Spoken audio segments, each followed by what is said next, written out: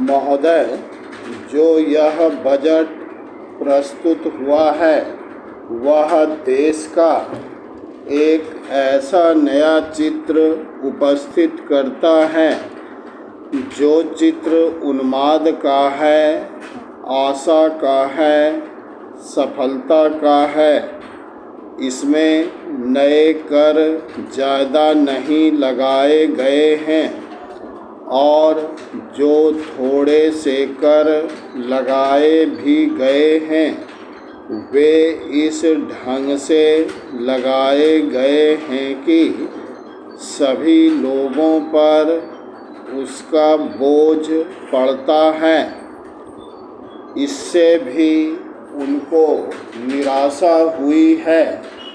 दूसरी बात जिससे उनको निराशा हुई है यह है कि 1-2 वर्ष देश को लेन देन के मामले में कठिनाई का सामना करना पड़ा था। योजना को कठिनाई में पड़ना पड़ा था, वह कठिनाई दूर हो गई है और मैं सदन की तरफ से उन देशों को धन्यवाद देना चाहता हूँ, उन देशों के प्रति आभार प्रदर्शित करना चाहता हूँ जिन्होंने हमारी इस कठिनाई को दूर करने में आगे बढ़कर हाथ बटाया है। मेरे मित्रों को इससे निराशा हुई है कि विदेशी सहायता बहुत ज़्यादा और तेज़ी से पहुंच रही है और हमारी जो कठिनाई दूर हो गई है इससे उनको परेशानी हुई। कम्युनिस्ट इसलिए भी परेशान हैं कि पिछले 1-2 वर्षों में देश की पैदावार बहुमुखी ढंग से बढ़ी है, औद्योगिक पैदावार बढ़ी है। यह उनके लिए निराशा का कारण बना है।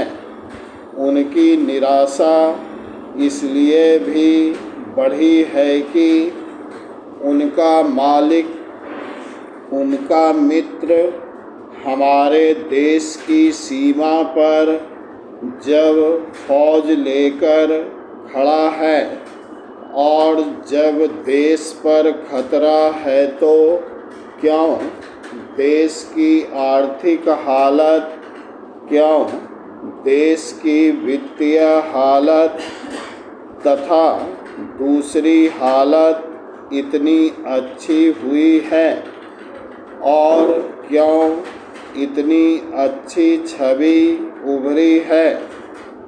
लेकिन उनकी निराशा हमारी सबसे बड़ी आशा है, उनकी असफलता हमारी सबसे बड़ी सफलता है और मैं समझता हूँ कि उनके भाषण हमारे वित्त मंत्री महोदय के लिए सबसे बड़े बधाई के भाषण हैं। पैराचिन 2-3 और चीज़ों की ओर मैं आपका ध्यान दिलाना चाहता हूँ।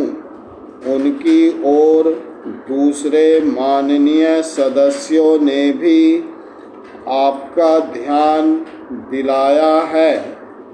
हमारी सरकार का ध्यान भी उस ओर गया है, लेकिन मैं समझता हूँ कि उन पर और अधिक ध्यान देने की आवश्यकता है।